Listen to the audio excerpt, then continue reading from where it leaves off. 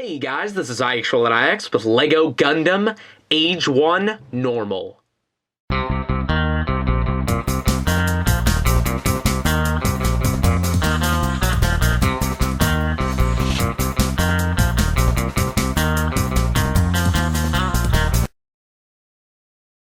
So here we have the AGE-1 Normal, and at first glance, I think this guy looks awesome. Now, I had to take apart my 00 Gundam to build this guy. I just didn't have enough pieces to have both of them built.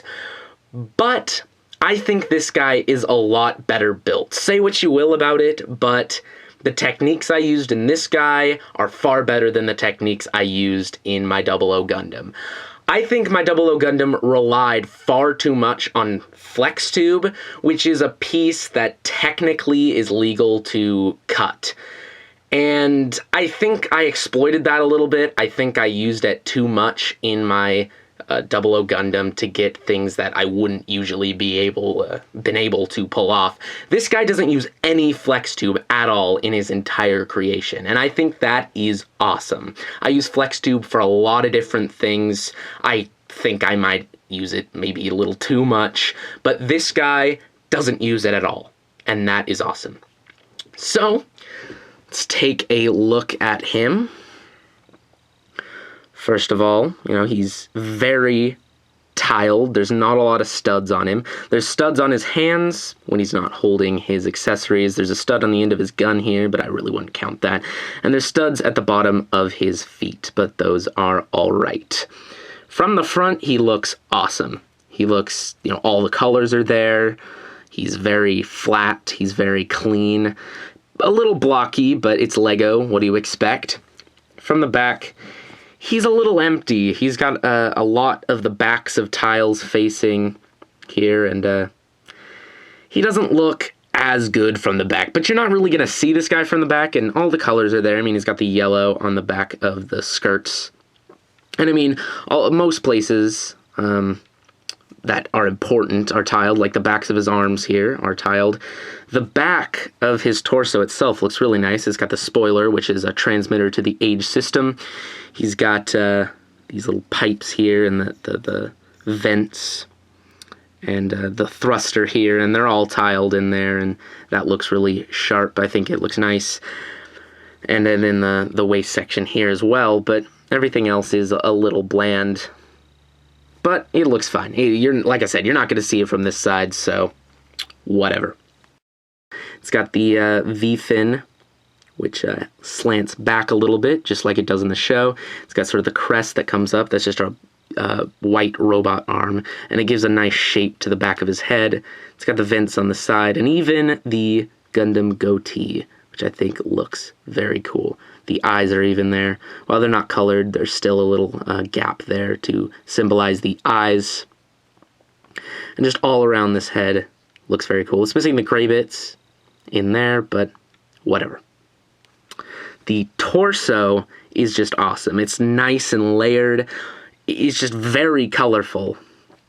And I like how all of that goes together. The shield, it's got the A for Gundam Age on it. Underneath it's got this gray bit, and it's got this attachment section here that can be, positioned along the entire bottom of the shield. It also does rotate, so you got a lot of movement in the shield. You can put it wherever you want. The Dodds Rifle, it's black, so it's a little hard to see. Let's get the Gundam out of the way. Dodds Rifle looks pretty cool. It's got this bit at the bottom that's supposed to stabilize it. It's supposed to attach to the bottom of his arm, but my Lego version does not do that. It's got this little lip on top here, which is supposed to be a camera. And it's got this bigger camera here. This section rotates to line up the two cameras together, so it's more accurate, I suppose. There's supposed to be a handle that flips out here as well, but at this scale, I really couldn't engineer that.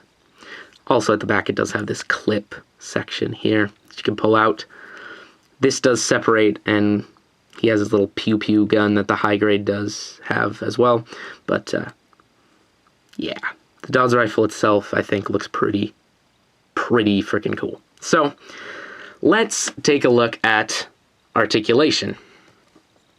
The head, it rotates, You know, it's just on stud friction, only goes side to side. Another thing I forgot to mention is it's got the little collar around there. It's a very small detail, but I think it looks pretty cool.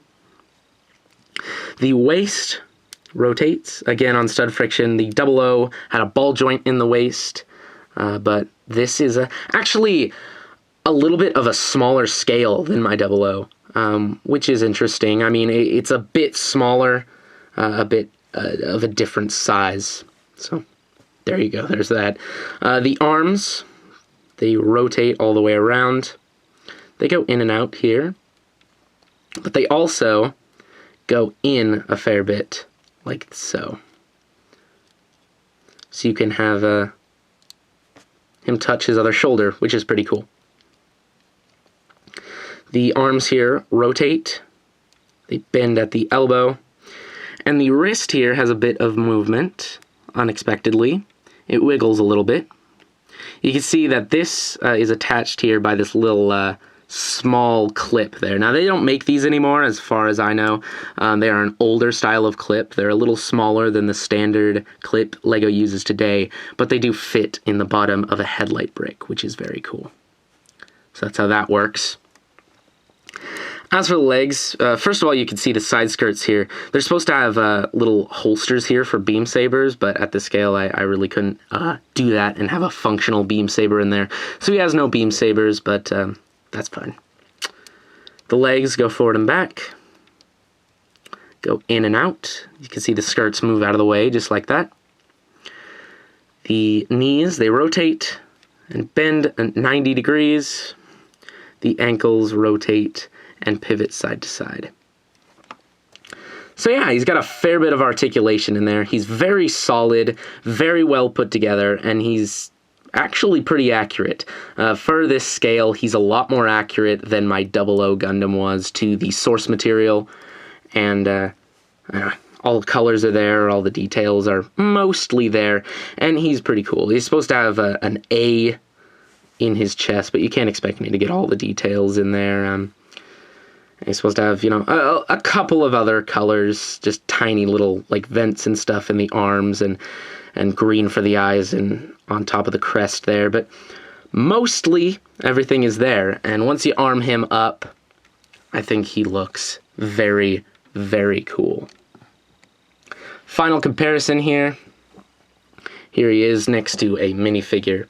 So you can see he's pretty small. He's not too big, he's not too small. He's a perfect size, I think. He's actually just about 6 inches tall, which is kind of cool.